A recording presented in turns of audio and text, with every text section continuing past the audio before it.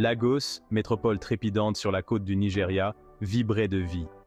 L'air, lourd d'humidité et parfumé d'épices, vibrait de l'énergie de ses habitants. Au milieu du chaos et du charme, Jennifer et Michael Williams prospéraient. Ils formaient un couple puissant, leur succès témoignant de leur ambition et de leur travail acharné. Michael, architecte de renom, façonnait la ligne d'horizon de la ville avec ses conceptions innovantes. Jennifer, une femme d'affaires avisée, dirigeait une entreprise technologique florissante, son influence s'étendant bien au-delà des frontières du Nigeria. Ils vivaient à Ikoyi, une île cossue où les demeures symbolisaient l'opulence. Leur maison, un chef-d'œuvre d'architecture moderne, surplombait les eaux azurées de l'Atlantique. La vie était belle, leur bonheur presque tangible. Pourtant, un désir silencieux persistait dans leur cœur, un désir que leur succès ne pouvait combler. Ils aspiraient au Peter Pater de petits pieds, à la joie d'être parents. Michael et Jennifer étaient une force avec laquelle il fallait compter dans le monde des affaires. Leur journée était un tourbillon de réunions, de présentations et de négociations. Le cabinet d'architectes de Michael était réputé pour ses conceptions innovantes, alliant l'esthétique moderne aux éléments traditionnels nigérians. Son dernier projet, un centre artistique tentaculaire, était en passe de devenir un monument culturel. L'entreprise technologique de Jennifer révolutionnait la façon dont les gens accédaient à l'information en Afrique. Son sens aigu des affaires et sa passion pour l'autonomisation des communautés grâce à la technologie faisaient d'elle une force avec laquelle il fallait compter. Elle avait le don d'identifier les talents et de favoriser l'innovation, et son entreprise regorgeait de jeunes esprits brillants. Ensemble, ils formaient un duo formidable, leur succès reposant sur le respect mutuel, un soutien indéfectible et une vision commune d'un avenir meilleur. Les années se sont transformées en une décennie, leur désir d'enfant se renforçant à chaque jour qui passait. Ils ont consulté des médecins, se lançant dans un voyage exténuant de traitement de fertilité. La déception après chaque tentative infructueuse était écrasante, mettant leur résilience à l'épreuve. Pourtant, ils s'accrochaient à l'espoir, leur amour l'un pour l'autre étant un phare dans l'obscurité. Enfin, leurs prières ont été exaucées.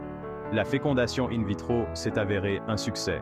La nouvelle de la grossesse de Jennifer les a remplis d'une joie si profonde qu'elle leur a mis les larmes aux yeux.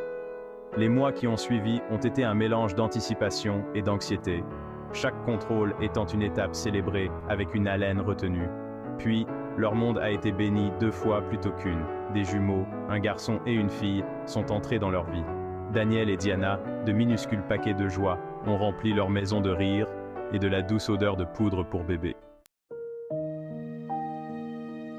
Pour les aider à gérer leurs carrières exigeantes et les besoins de leurs jumeaux nouveau-nés, Jennifer et Michael ont décidé d'engager une nounou.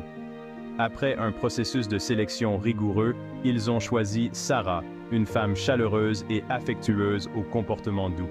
Sarah avait elle-même une fille, Amara, qui n'avait que quelques mois de moins que les jumeaux. Sarah est rapidement devenue un membre indispensable de la famille Williams. Elle s'est occupée de Daniel et Diana avec un amour et un dévouement indéfectibles, les élevant comme si c'étaient ses propres enfants. Les jumeaux, à leur tour, ont répondu à sa chaleur avec une affection qui a réchauffé le cœur de Jennifer et Michael. Les week-ends étaient souvent passés ensemble, les deux familles réunies, la maison remplie de la joyeuse cacophonie des rires des enfants. Cela semblait être l'arrangement parfait, un mélange harmonieux d'amour, de confiance et de responsabilité partagée. La vie, cependant, avait d'autres projets. La tragédie a frappé la vie de Sarah avec la férocité soudaine d'une tempête tropicale. Amara, sa fille brillante et pétillante, a contracté un cas grave de paludisme. Malgré les meilleurs efforts médicaux, l'état d'Amara s'est détérioré rapidement. Jennifer et Michael, le cœur lourd de sympathie, ont offert à Sarah tout le soutien qu'ils pouvaient rassembler. Ils lui ont ouvert leur maison et leurs ressources, l'accompagnant à l'hôpital, partageant sa veillée d'espoir et de désespoir. Mais le destin, semblait-il, était déjà scellé. Amara a succombé à la maladie, laissant un vide béant dans la vie de Sarah. La femme autrefois vibrante de vie n'était plus que l'ombre d'elle-même, consumée par le chagrin, ses yeux reflétant une douleur si profonde qu'il était presque insupportable d'en être témoin. Le deuil, sculpteur cruel, a déformé l'amour de Sarah pour les jumeaux en une parodie grotesque de ce qu'il était auparavant. Elle voyait en Daniel et Diana un rappel douloureux de sa propre perte. Leur rire, une dissonance grinçante aux cris silencieux de son cœur brisé. Le monde, croyait-elle, avait été injustement cruel envers elle, lui arrachant sa précieuse fille, tout en permettant à Jennifer et Michael de se prélasser dans les joies de la parentalité. Une nuit, poussée par un désespoir si profond qu'il éclipsait toute raison, Sarah a pris une décision aux conséquences dévastatrices. Une décision née de la colère, alimentée par un chagrin qu'elle ne reconnaissait plus comme le sien. Une décision qui allait ternir à jamais l'innocence de l'enfance et projeter une ombre sur la vie de ceux qu'elle avait aimés comme ses propres enfants. Les jumeaux, Daniel et Diana, sont tombés malades. Au début, cela ressemblait à une maladie infantile courante, une fièvre qui refusait de tomber, une toux persistante qui secouait leur petit corps. Jennifer et Michael, toujours les parents attentifs, ont consulté un médecin, leur inquiétude grandissant de jour en jour, puis vint le diagnostic, prononcé avec une gravité qui leur glaça le sang. Le VIH. Le mot était suspendu dans l'air, un serpent venimeux enroulé autour de leur cœur, leur ôtant tout espoir. Comment était-ce possible? Leur monde parfait, leurs beaux enfants, infectés par une maladie qu'ils associaient à l'insouciance, à un monde dont ils étaient si éloignés. Leur esprit s'emballait, luttant pour saisir l'énormité de la situation, l'injustice de tout cela. La nouvelle de la maladie de leurs enfants a provoqué une onde de choc dans la famille Williams. Le déni a cédé la place à une détermination farouche à se battre pour la vie de leurs enfants. Jennifer et Michael ont mis leur carrière entre parenthèses, leur monde se réduisant désormais aux confins des hôpitaux, aux consultations avec les spécialistes et à la lutte incessante contre le virus qui ravageait le système immunitaire fragile de leurs enfants.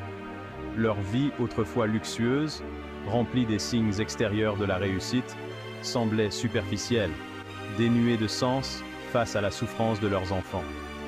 Les jouets qui jonchaient autrefois leur spacieux salon étaient oubliés, remplacés par du matériel médical et le bourdonnement constant des machines surveillant les signes vitaux de leurs enfants.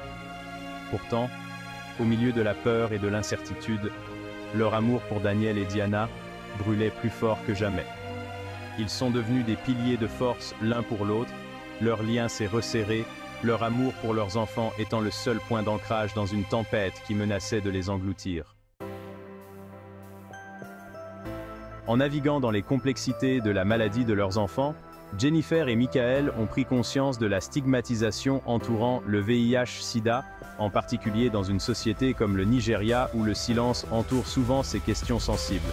Ils ont été témoins directs du manque de sensibilisation, de la peur et de la discrimination auxquelles sont confrontées de nombreuses familles touchées par le virus. Poussés par le désir de faire la différence, ils ont créé la Fondation Williams, une organisation à but non lucratif qui se consacre à fournir soutien, éducation et défense des droits aux familles touchées par le VIH-Sida. Ils ont investi leurs ressources, leur temps et leur être tout entier dans la fondation, déterminés à transformer leur tragédie personnelle en une lueur d'espoir pour les autres. La fondation est devenue un refuge pour ceux qui sont ostracisés par la société, un lieu où la peur a été remplacée par la connaissance et le désespoir par un sentiment de communauté et de but commun. La vérité sur la façon dont les jumeaux ont contracté le VIH a émergé lentement, comme une vigne toxique se glissant à travers les fissures de leur réalité soigneusement construite. La trahison, lorsqu'elle est arrivée, a été un coup dur qui les a ébranlés jusqu'au plus profond d'eux-mêmes. Sarah, leur nounou de confiance, la femme qui avait partagé leur maison et leur vie, avait délibérément infecté leurs enfants. Cette révélation a provoqué une onde de choc dans la famille Williams, déclenchant un torrent d'émotions, colère, trahison, confusion et un profond sentiment de perte. Pourtant, au cœur de la tempête, Jennifer a découvert une source inattendue d'empathie. Elle a vu en Sarah non pas un monstre, mais une femme poussée à un acte désespéré par le poids insupportable de son propre chagrin. C'était un pardon né de son amour pour ses enfants, la reconnaissance que s'accrocher à la colère ne ferait qu'empoisonner son âme et ne servirait à rien. Le chemin à parcourir était long et ardu, mais Jennifer et Michael l'ont affronté avec un courage et une détermination sans faille. Ils ont consacré leur vie à s'assurer que leurs enfants reçoivent les meilleurs soins médicaux, tout en travaillant sans relâche pour briser la stigmatisation entourant le VIH-Sida par le biais de leur fondation. Leur histoire, une tapisserie poignante tissée de fils d'amour, de perte, de pardon et de résilience, est devenue un témoignage de la puissance durable de l'esprit humain. Les jumeaux, Daniel et Diana, ont grandi entourés d'amour, leur rire étant une symphonie d'espoir, leur vie un témoignage du triomphe de l'esprit humain sur l'adversité.